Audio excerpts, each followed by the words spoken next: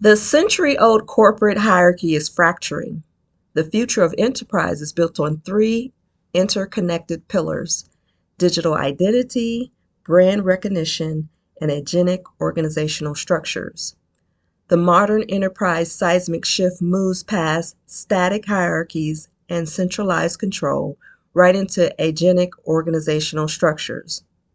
The century-old organizational chart is dissolving.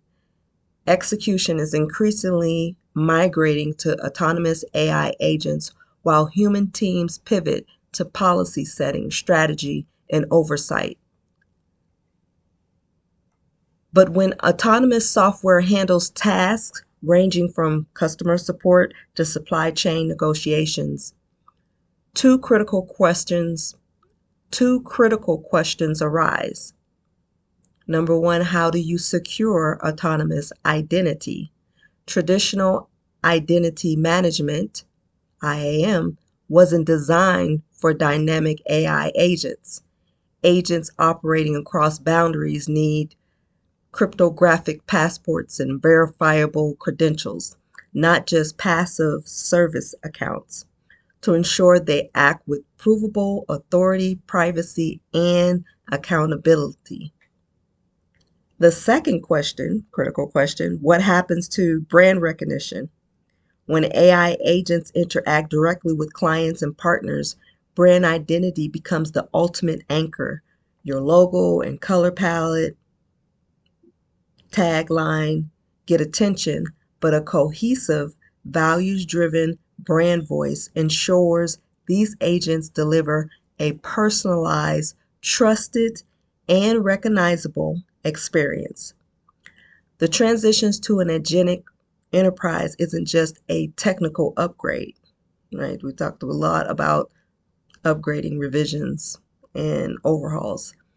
It's a strategic rewiring of how your company scales, right? So let's step through how our organization is built and how we're preparing for autonomous AI agents while balancing the need to maintain strong and consistent brand recognition. So at our website, www.urbanetek2.com, you will see the list of divisions and the all the divisions and all of the names and all of the brand identities that we are associated with. We purposely put them on the main parent website because we want you to be aware, if you're a client and as we are doing business, what brand identities are associated with Urbane Tectonics LLC. What the logos are, what the colors are, what the taglines are, so that you know you are dealing with the same company. Even if it's in a different industry, it's a different division. And there are other companies that sound like one of our divisions or operate in one of the industries to which we serve. And so we don't want you to mix up our division or our brands with other brands. We want you to be able to recognize it. So we've put a lot of work in actually making sure we have digital identities associated with our brand identities and brand developments, and that those digital assets align with our intent, right? So you'll see that on the main parent website. So if you ever have a question about it, you could always go to the website, look and say, oh, okay, that's a division, a brand associated with Urbane Tectonics LLC. In addition to that, we have outlined in our annual reports, quarterly and annual reports, most of the reports have a listing in addition to all the websites. Our annual reports, our company reports have the list of brands by division. Some divisions, most divisions have a brand identity, a developed concept with taglines, their own website, um, their own digital assets, and their own digital identities, right? And so we have done work on the framework of being able to have these hybrid situations within the divisions by way of the way we've stacked the divisions. So you can always check, if you check on the website, you can always go to SlideShare where we have most of our annual reports, and you can see that reiterated there as well. And it's so important to us that we have a brand recognition challenge where we created a CAPTCHA where we're asking you to identify our avatars, our divisional logos, our different brand identity pieces of information, basically digital assets that we put out in social media, to see if you can actually recognize our brand from something else. Or even within our brand, what's an avatar, avatar that we might use on social media versus our brand logo, right? And so on YouTube, you can look it up. It's a brand recognition challenge, and you can kind of go through there and see how well you recognize some of the divisions at Urbane Tectonics LLC. Another item you'll find on the website as well as in SlideShare is our 3-tier organizational structure. Lots of working parts have a 3-tier structure, and they kind of follow the original intent of the overall company, right? So we have the first tier, the leadership, which is executive committee and advisory board. Our advisory board is formal and informal. We have informal and formal members. Usually those members are industry specific to a particular project and focus at the time. Like we will have more informal advisory board members in the areas of our 10 core assessments, right? So we use our own products. So this year we took the assessment. We're working on 4 different areas within our internally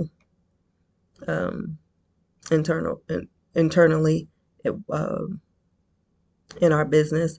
And so you'll find that most of our advisory will be in those areas, right? And then the second tier is management.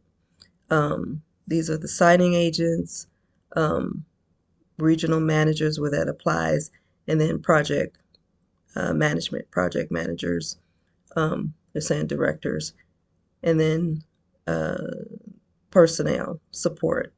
Those are in the areas when we put in a project team together, sub-consultants, subcontractors, external and internal staff where that applies. And these are all project team based. They're based on project needs. So the project manager, project director, signing agent, or regional manager where that applies will pull together a project team for a particular project based upon the service set and service delivery requirement. And that is how the business operates, and that's how our projects and service and products are delivered, right? So when we began to, a year ago, we began to input these different pieces of information into Claude to update our organizational structure, looking at hybrid human agenic potential. You can find this work or this prep document on our YouTube page. It's called Hybrid Human Agenic Organizational Structure. And we were formulating the possibilities a good year ago. And so it kind of goes through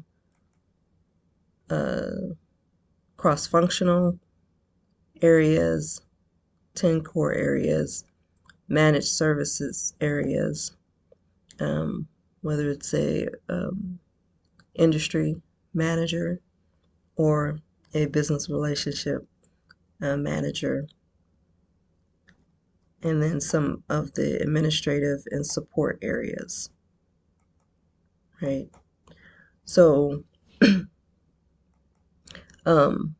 in addition to that slide share, we had worked some items through, just on the whiteboard as to how the 3-tier might change.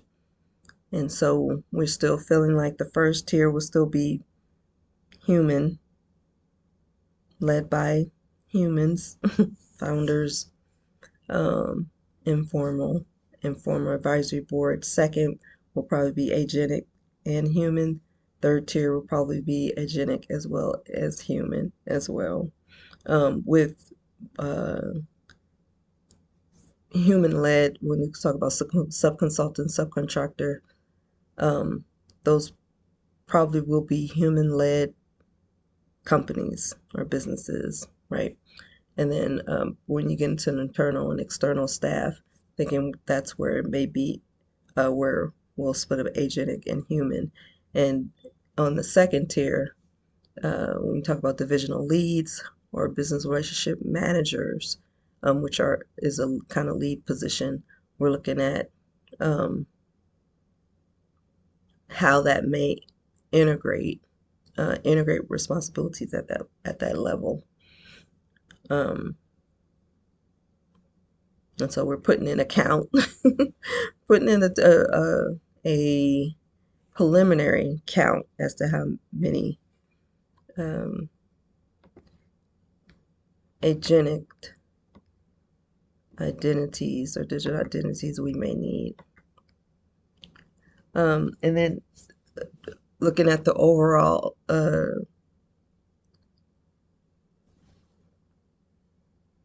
business stack, right? How the businesses are stacked. Urban Tectonics LLC will still be the parent company, but we're looking to filter through budgets through standard budget and then divisional budgets, perhaps using 2 other divisions to filter the general budget into a standard budget and then into divisional budgets, and how the financial portion of the business may flow.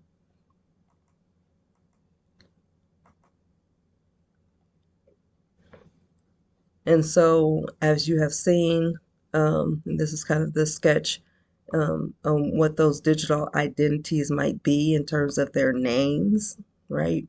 You saw in the YouTube, the AI agents, the industries, managers, or the BRMs. It showed both there. Here, we're showing digital identities, giving them a name so that we're able to separate further who's who. Same thing here, 10 core, what those agents' digital identities might be. And this was happening simultaneously, kind of like a year ago. The whiteboard brainstorm. And here you have that 5-tier fintech. This has evolved to be COM Core 8, right? So our COM Core 8 that we've worked through the first quarter of this year that won an international award started with this whiteboard sketch here that just shows a progression um, in a different format, our sales funnel process, how we work, how we acquire clients through service delivery on the financial side. And so, again, here, just kind of contemplating based on our processes, internal processes, where we might be able to interject some agents, and we have a count, like a temporary count on that, right? The main thing on implementing these processes is making sure it stays within project budgets, operational budgets, divisional budgets. Since our motto is every project must pay for itself, we have to make sure that even if it's an hybrid team or an all-agentic team, that project is still paying for itself, right? So this is just some of the context and the frameworks and the infrastructure, and I kind of wanted to touch on this again a little bit before we get into the first session on digital identity, so that we are kind of springing from the same starting point, right? I'm not. We have the same base foundation and understanding of where we have been, where we are, and where we're going.